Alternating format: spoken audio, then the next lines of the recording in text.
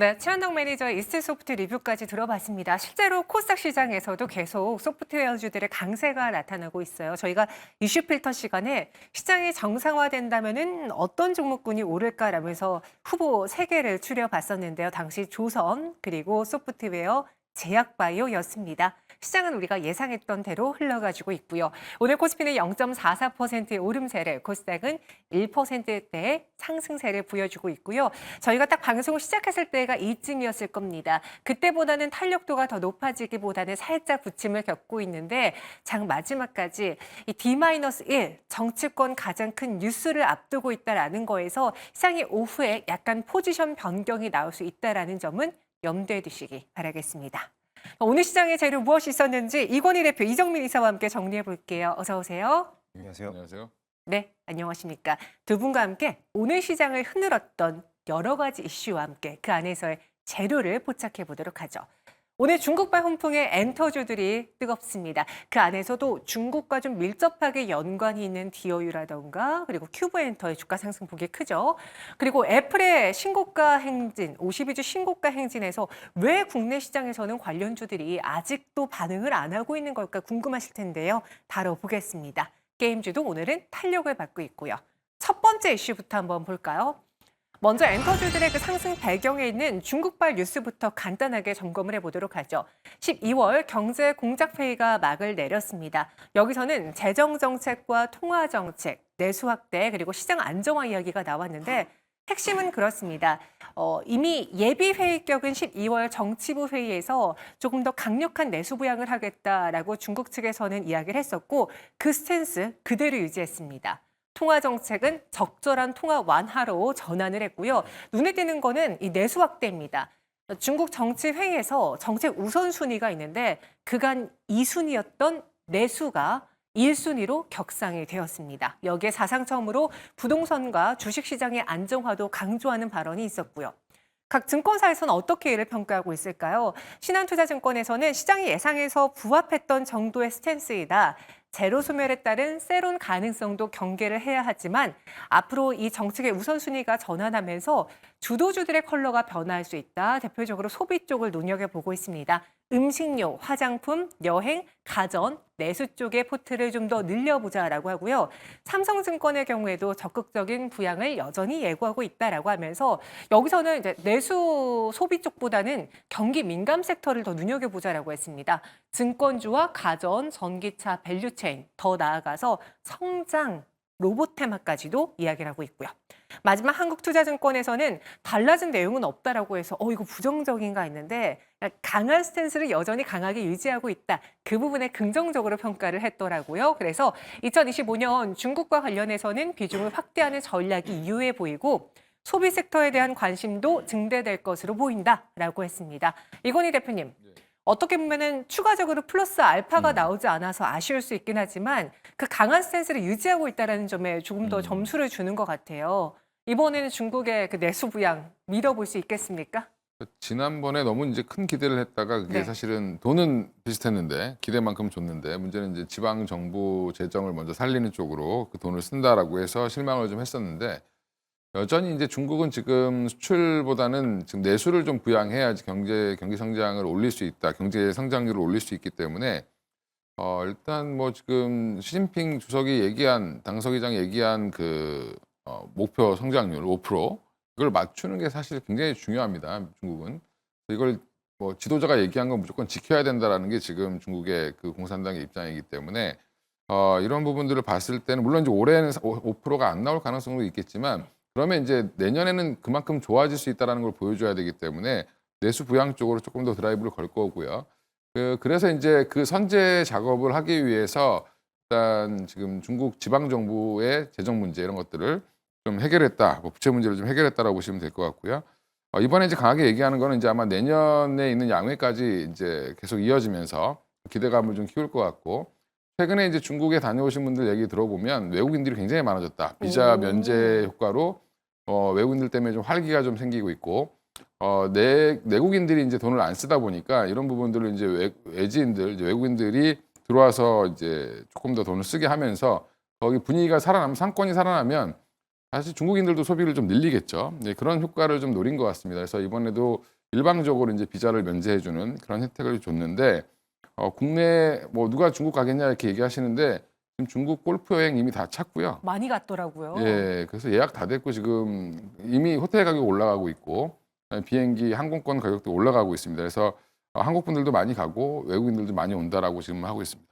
네, 말씀해 주신 것처럼 이 비자가 면제되자 많은 골프 여행객들이 중국을 택하고 있고요. MZ 세대에서도 중국을 이번 기회에 한번 가보자. 비자값이 안 나가니까 이때 가보자라고 하면서 여행객 수요가 늘어나고 있다고 합니다. 앞서 저희가 리포트에서 뭐 그로 인해서 내수주라던가 여행주들 혹은 경기 민감주들이 긍정적인 신호를 받을 수 있다라고 했는데 오늘 시장이 이 뉴스와 관련해서 택한 탑픽은 엔터였던 것 같아요. 지금 엔터주들의 경우에는 투자 모멘텀이 많습니다. 정말 2024년과 2025년 확연히 달라질 것으로 기대하고 있는데요. 일단 눈높이가 낮아졌기 때문에 실적에 대한 바텀아웃 큰 걱정이 없는 상황이고요. 2025년에 뭐 블랙핑크라던가 BTS, 빅 메가 IP의 귀환이 앞두고 있습니다. 또 저연차 그룹이라고 하는 뭐 에스파라던가 라이즈 그런 기업들의 고성장세도 내년에 합쳐질 테고 여기에 오늘 이 뉴스죠. 여전히 중국은 한국 콘텐츠의 주요 소비처이기 때문에 이들이 돈을 쓴다. 분명히 엔터에게도 기회가 될 수 있다고 합니다. 최근에 엔터 4사의 2024년 영업이익 컨센서스 변화 추이만 놓고 보셔도요. 우상향이 아니라 계속 내려가고 있는 밀려 내려가는 모습이었잖아요. 여기서 고리를 끊고 올라갈 수 있을지 이정민 이사님. 네. 경기 부양 기대감에 오늘 시장은 엔터주를 선택을 했습니다. 그쵸. 올바른 전략일까요?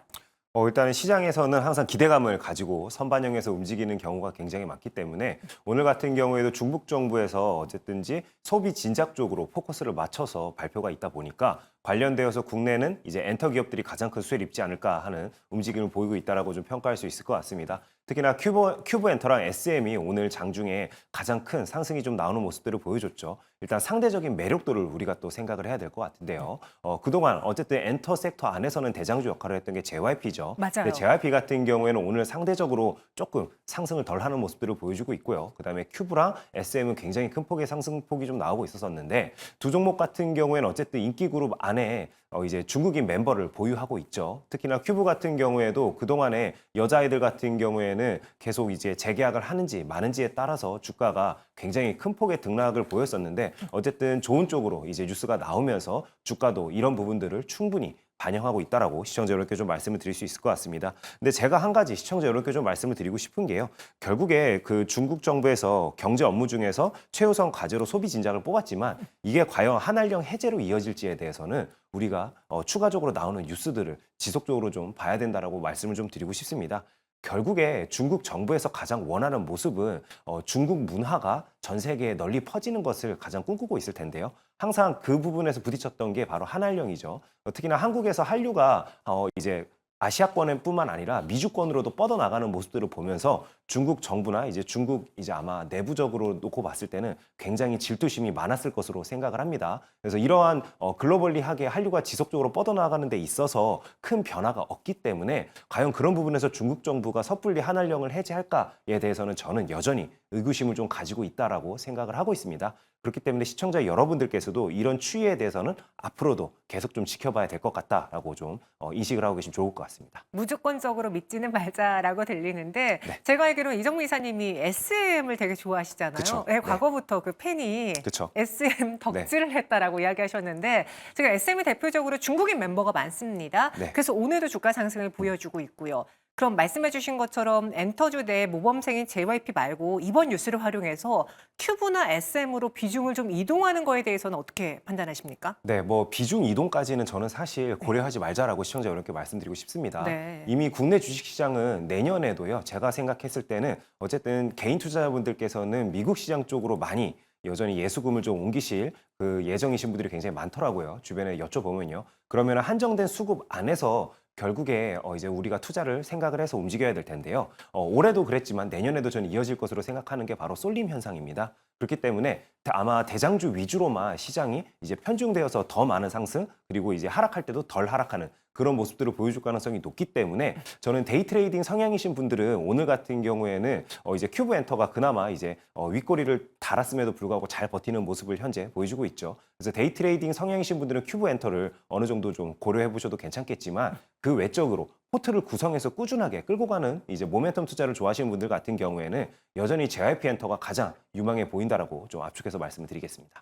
큐브와 SM으로 비중을 이동하는 것에 대해서는 비동의하다. 네. 그냥 대장주로 우리는 계속 매매하는 그 습관을 길러야 된다라고 하면서 JYP 엔터를 탑픽으로 주셨고요.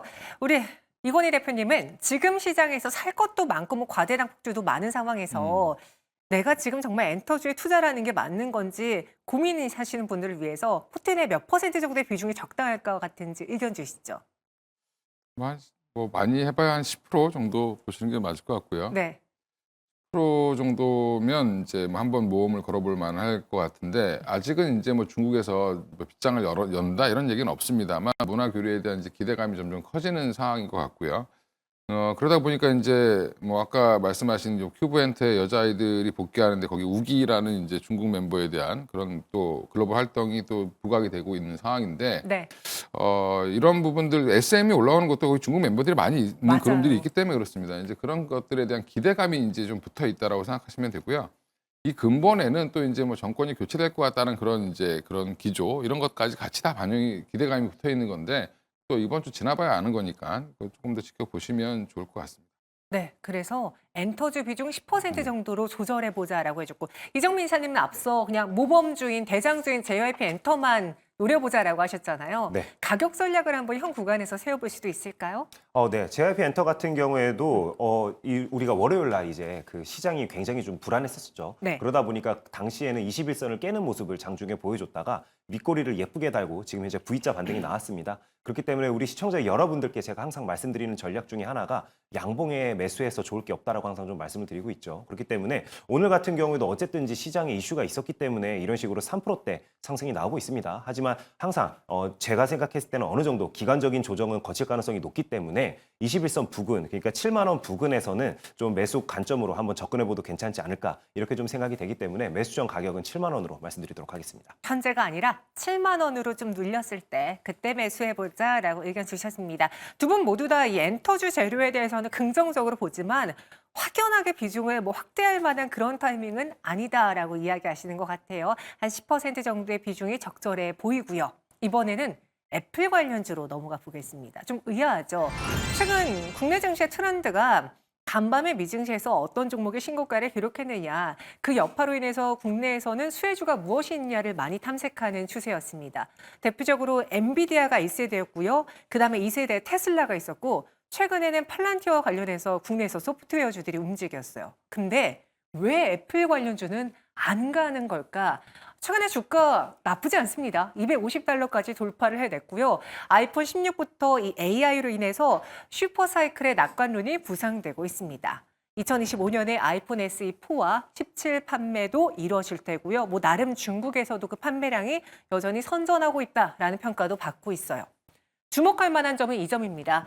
AI, 앰플 인텔리전스 효과로 교체 수요가 기대되고 있다라는 거에 최근에 애플의 주가가 상승을 했는데 그래서 국내 증시에서 애플 관련주가 부진하다라고 판단을 하더라고요. 그동안은 이 애플이 오르면은 아이폰 수혜줄에서 국내에서의 밸류체인 종목들이 바로 직접적으로 수혜를 받았는데 이번에는 애플의 스펙 업그레이드가 AI에 집중되어 있기 때문에 국내 기업의 수혜가 크지 않다. 그리고 애플 카메라라던가 디스플레이의 경우에는 고객사가 다변화되어서 국내 기업들의 매력도가 상대적으로 덜 부각받고 있다라고 평가합니다.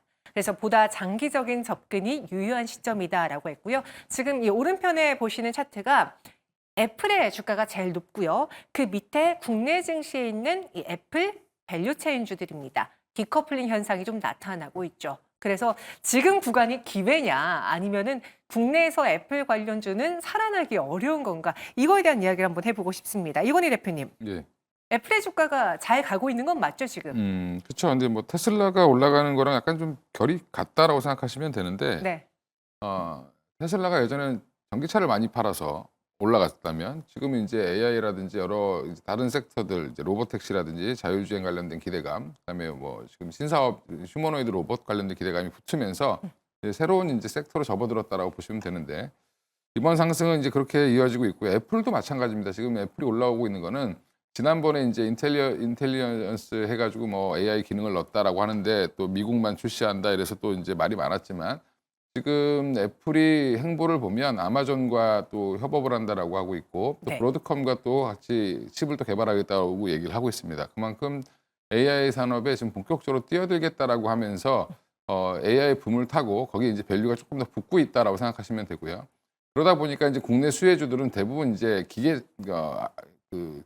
하드웨어 쪽에 약간 치중되어 있다 보니까 그런 부분들은 이제 조금 좀 소외를 받고 있다라고 생각하시면 되는데 그래도 이제 실망을 안 하시는 게 최근에 이제 디스플레이 관련 종목들이 이제 좀 움직이는 이유 중에 하나가 LTPO라고 해서 이제 아이폰 17부터 내년에 출시될 17부터는 디스플레이가 지금 그 저전력 반 디스플레이라고 해서 LTPO 이제 OLED가 들어가는데 이게 이제 원래는 BOE랑 뭐 LG 디스플레이랑 삼성 디스플레이가 나눠서 이제 납품을 했다가 그 기존에는 네. 이제 BOE가 빠지게 됩니다. 음. 예, 그래서 지금 최근 디스플레이 관련주들이 이제 좀 움직임이 좋은 이유가 거기에 그 배경에 있다. 그래서 아이폰 17부터는 전량 다 한국산이 들어갈 가능성이 거의 100%다라고 보고 있기 때문에 최근에 이제 그쪽으로 조금 움직임이 있다라는 부분은 좀 염두에 두시면 좋을 것 같습니다. 지금 당장 애플의 주가 상승에는 AI 쪽에 소프트웨어 쪽에 대한 관심이 더 컸기 때문에 국내 밸류체인의 수혜는 적었지만 추후에 디스플레이 쪽에서도 스펙이 강화되면서 국내 기업들이 빛을 볼 때가 올 것이다라고 이야기 주셨습니다. 이정민 이사님의 생각은 어떤지 국내에서 애플 관련주라고 하면 다 아이폰이라든가 그쵸. 스마트폰 쪽으로 좀 국한되어 있잖아요. 네. 그 종목들에 대한 투자 의견은 어떠십니까? 네, 이제 관련되어 가지고 애플 같은 경우에는 여러 가지 변화가 그동안 많이 보였었습니다. 네. 일단은 애플이 예전에는 혁신의 대명사였죠. 근데 최근에 어쨌든 흐름을 봤을 때는요. 주식시장에서 좋아할 만한 뉴스거리를 애플에서 전혀 발표를 안 하고 있습니다. 그리고 두 번째로 애플이 지금 현재로서는 혁신을 리딩하고 있다라는 느낌을 우리가 받고 있지 않죠. 예를 들어서 뭐 폴더블 폰을 비롯해 가지고요. 또는 AI 탑재 같은 경우에도 오히려 아이폰이 경쟁 업체들보다는 늦게 지금 현재 이제 출시를 하고 있는 모습들을 보여주고 있기 때문에 시장에서는 항상 새로운 것, 그다음에 처음 등장하는 이슈에 가장 많이 관련주들이 이제 반응을 하기 마련인데 지금 현재 애플과 관련되어 가지고는 뉴스가 그런 부분에서는 굉장히 부족했다라고 우리가 좀 평가를 할 수 있을 것 같습니다. 그러다 보니까 국내에도 관련된 종목들로 엮인 것들이 대부분 다 최근에 이제 우하향 하는 추세를 좀 보여줬었죠. 그래서 이런 여파를 크게 벗어나지 못하고 있는 게 가장 큰 아쉬움이 아닐까 이렇게 좀 생각이 되고요. 그나마 제가 시계를 좀 과거로 돌려봤을 때 최근에 많이 움직였던 게 애플 관련되어서는 애플페이 관련주였던 걸로 기억을 합니다. 오. 그래서 애플페이가 국내에 첫 출시할 때 그나마 이제 관련된 종목들이 상한가를 기록하면서 굉장히 좀 자금 쏠림이 한때 좀 심했던 모습들을 좀 보여줬었는데 애플에서 여전히 시장에서 좋아할 만한 새로운 뉴스거리들이 좀 등장을 한다라면은 국내에도 이제 관련된 종목들이 움직임이 크게 좀 나올 수 있겠지만 이제 오늘처럼 이런 식으로 어떻게 보면 대부분의 관련된 종목들이 뭐 3%에서 많게는 5% 정도만 잠깐 상승하는 모습을 보여주고 있는데요. 이러한 추세는 앞으로도 좀 이어질 가능성이 높다라고 말씀을 좀 드리도록 하겠습니다. 그래서 최근에 그 애플과 관련해서는 소프트웨어 그래서 칩셋 이야기를 좀 많이 하더라고요. 그쵸. 그러니까 AI 인텔리전스 쪽에서 칩셋으로 보면은 국내에서는 또 삼성전기가 연관성이 있다라고 들었는데 맞습니까? 네, 삼성전기 같은 경우는 그 애플의 그 M5 칩셋용 그 FC BGA 라인을 신설하는 것으로 지금 알려지고 있죠. 그러다 보니까 오늘 같은 경우에도 애플 관련주로 분류된 종목들 안에서는 PCB 관련주들이 그나마 가장 큰 상승세가 나오는 모습들은 보여주고 있습니다. 그래서 대표적으로는 뭐 BH나 코리아 서키트를 우리가 좀 뽑을 수 있을 것 같은데요. 이 두 종목 같은 경우에도 장중에는 3%대 그래도 넘는 상승이 나왔다가 지금 현재는 2%대 상승하는 모습들을 좀 보여주고 있는데요. 관련되어 가지고 우리 시청자 여러분들께서 만약에 매매를 하신다라면은 당연히 대장주인 삼성전기가 그나마 가장 좀 적합하다라고 좀 생각이 되고요. 하지만 지금 당장 매수하자라고 제가 말씀드리는 부분은 아닙니다. 왜 그러냐면은 대부분의 이런 대형주들 같은 경우에는 단기간 안에 이렇게 급등하는 모습들을 보여준다라면은 쉬는 모습이 항상 나오기 마련입니다. 특히나 아직 61선은 강하게 돌파했다고 하더라도요. 121선이 바로 위에 있죠. 그렇기 때문에 저는 121선을 뚫어준 다음에 접근해도 충분히 가능하다라고 좀 생각이 되고 기간적인 조정은 필수적으로 나올 것으로 좀 생각이 되기 때문에 아직은 관망할 때라고 정리해서 말씀드리도록 하겠습니다. 삼성전기가 그중에서는 가장 탑픽이긴 하지만 현재 구간에서의 매수는 아니고 관망식이다. 그럼 우리 이건희 대표님, 앞서 디스플레이 쪽은 빛이 올 것이다라고 했잖아요. 그렇죠. 압축해볼 만한 디스플레이 종목 좀 미리 선별해 볼 수 있을까요? 뭐 가장 대표적인 거는 뭐 LG 디스플레이가 될 수 있을 텐데 사실은 삼성 디스플레이랑 나눠서 들어갈 테니까 네. 이제 전반적으로 디스플레이 소재 관련돼서 지금 좀 그동안 많이 눌렸던 뭐 덕산 네오룩스라든지 이런 종목들 좀 보시면 좋지 않을까 생각하고 있고요. 그 외에 이제 뭐 주성 엔지니어링 같은 이제 장비주들도 좀 한번 기지개를 필 수 있다라고 좀 보고 있습니다. 그래서 장비 단과 소재 단 정도를 보시면 좋을 것 같은데 개인적으로 덕산 네오룩스가 조금 워낙 바닥권에 있고 좀 고개를 좀 들고 있기 때문에 한 번 정도는 지금은 사볼 자리가 아닌가 생각하고 있습니다. 네, LG 디스플레이 수도 있지만요. 또 우리가 봐야 될 거 덕산 네오룩스도 있다라고 언급해 드렸습니다. 현재 시장에서 반응하고 있는 재료, 우리가 앞으로 봐야 될 재료 두 개 다 다뤄봤어요. 두 분은 여기서 인사드리겠습니다. 고맙습니다. 감사합니다.